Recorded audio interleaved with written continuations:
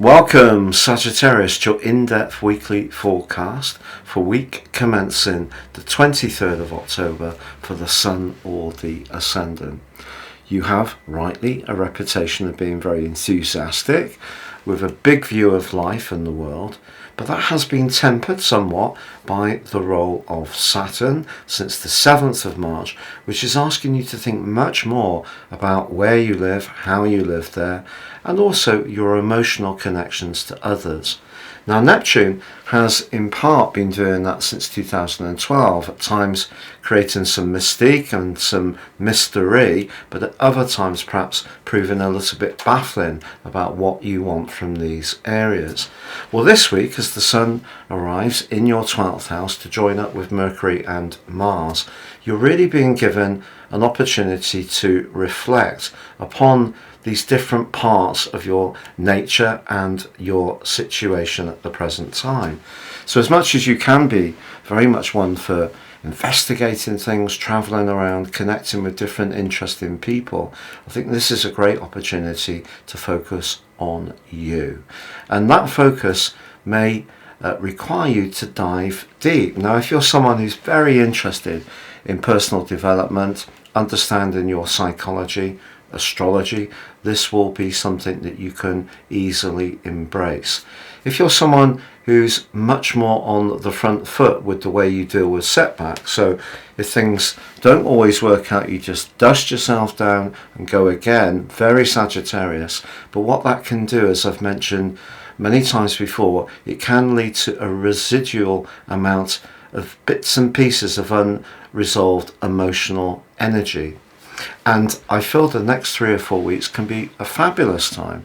Just take some time out, get into nature, particularly if you can go for a spa day, get by a river or a lake or walk by the sea, because that can prove very healing.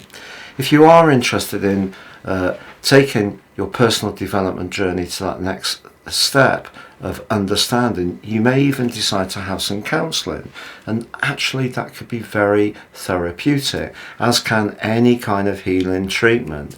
So it's a time to find some peace.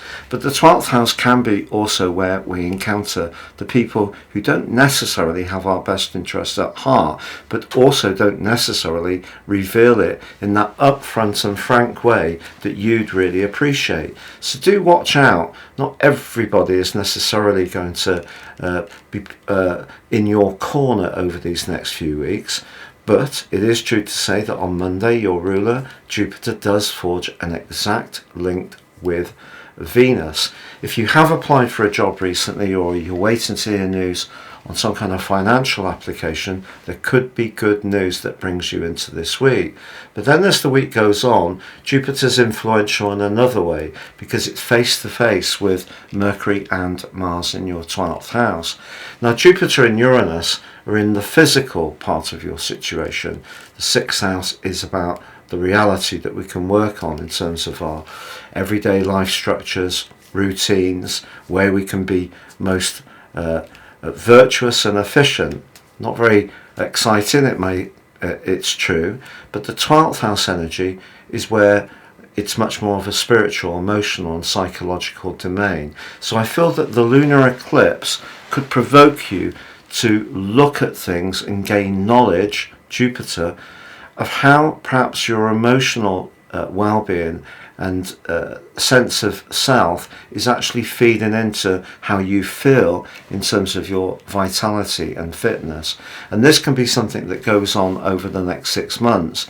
If you meet new people who you find are inspirational, a new network or new friendships, the key for you is definitely going to be sincerity. So do listen to your psychic sixth sense. If you encounter new people, check them out in how it feels. But I do feel that some new people can come in that can have a remarkably positive impact in terms of this very tender part of your situation, which you may be a little bit reluctant to look at.